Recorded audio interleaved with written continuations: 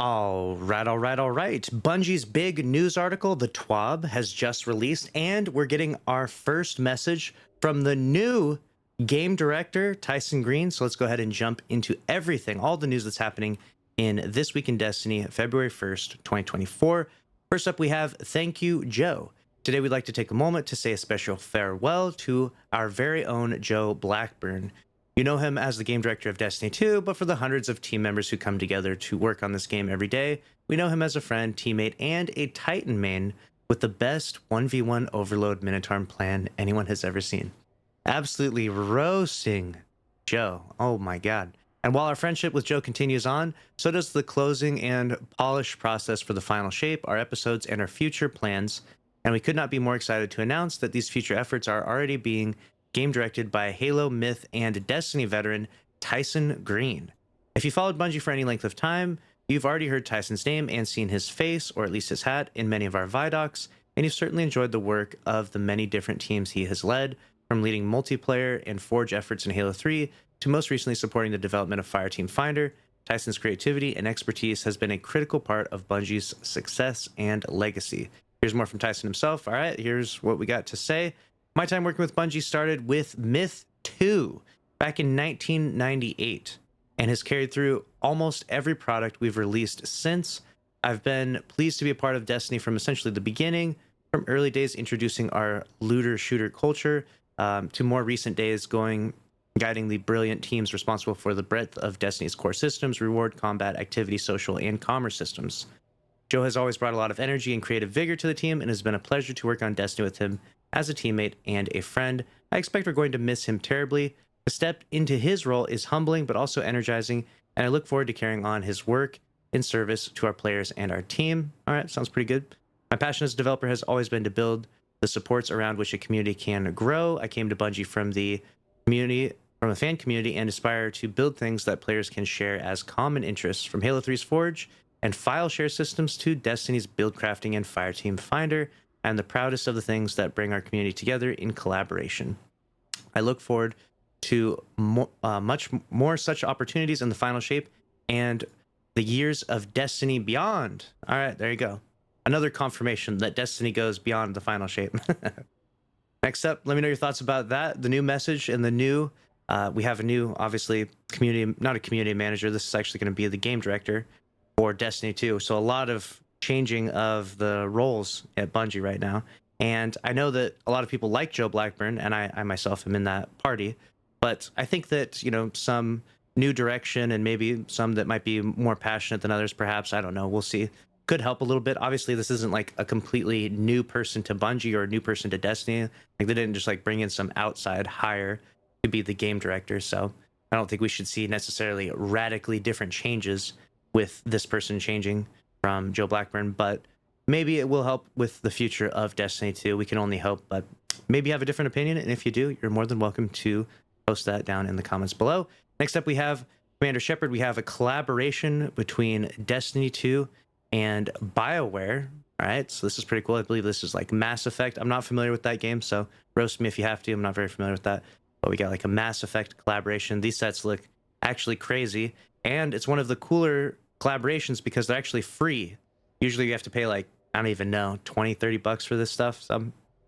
These ones are actually free, so that's actually very nice, and they look really cool. So look forward to that. And then we have Fireteam Finder. Looking forward. So first off, we wanted to thank you for trying the new Fireteam Finder feature. It's actually doing really well, and it seems like a lot of people are stoked about it. It obviously brings the LFG from a third-party system that's on either Bungie's website or Discord or wherever you're using LFGs, right? It brings it in-game. This is a nice feature. I mean, when I first started playing Destiny 1 back in the day, back in 2014 or whatever, I immediately needed LFG because I didn't have anyone to play with. And so it's nice to see that big feature that has been integral to being a Destiny player just brought into the game. It's been a long time overdue, but I'm happy that it's in-game now and it's working relatively flawless, right? There's some issues with it, but it's working relatively good. Let me know if you agree or disagree. Then we have Companion App. For the uninitiated, the Destiny 2 Companion App boasts a well-loving group of LFG tool called Find Fireteam, and we're hard at work updating it with more unified experience across Destiny 2 Companion App. In a future update, players will be able to create and join Fireteam Finder lobbies from their mobile devices and from within the game. That sounds pretty cool. So you could be on your phone and join those fire teams from there. That sounds awesome. I like that. Looks like they're just improving the system, making it better and better. In-game updates.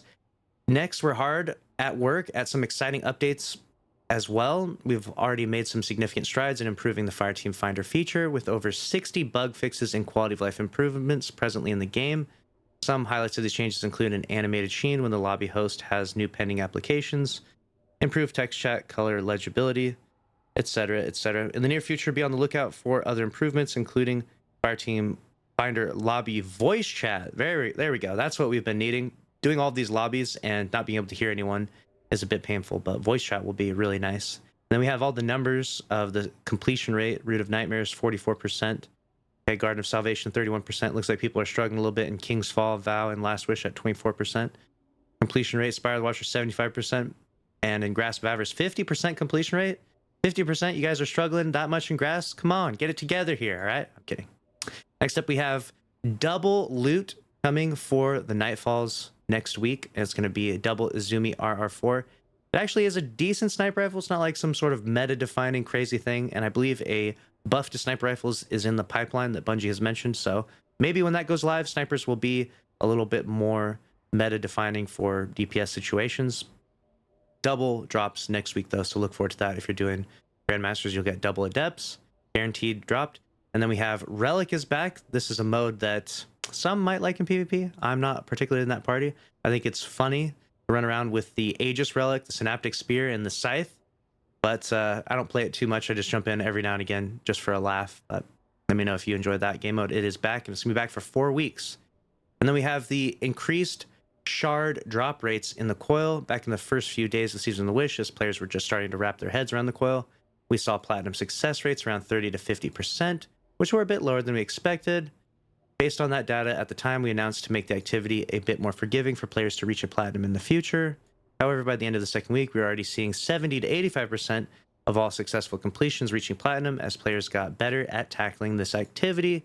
On top of that, roughly half of those teams didn't even kill the glass collector to reach their high score. Wow.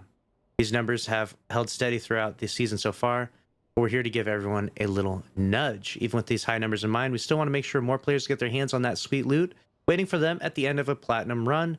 So starting on February 6th, we'll be increasing the Wishing Glass shard drop rates from defeating enemies in the coil to make hitting platinum even more achievable. Good luck out there. Got it. And then we successfully hit those 7 million kills, so you can unlock this emblem. Use this code right here. We got 9FYKDDPRT. And then you only have a few days left to support the game to give charity. If you want to support mine, I really appreciate it. This is all for a good cause. The Bungie Foundation does a lot of good out there, so happy to see all the money that has been raised for that cause. And you can earn awesome prizes, awesome in-game loot, emblems, etc. All very good stuff. And then they added more to their cutscene archive. If you want to watch that stuff, though, you can literally watch Destiny the movie. I have it on my channel. You can watch every cutscene in Destiny 2 all in one video. Player support report is out, going through bugs, artist of the week, movie of the week, and that is a wrap on this week's TWAB. Make sure you're subscribed to the channel with notifications on if you want to stay up to date on all the news in Destiny 2. Smash the like button, and I'll see you in the next one. Thanks for watching.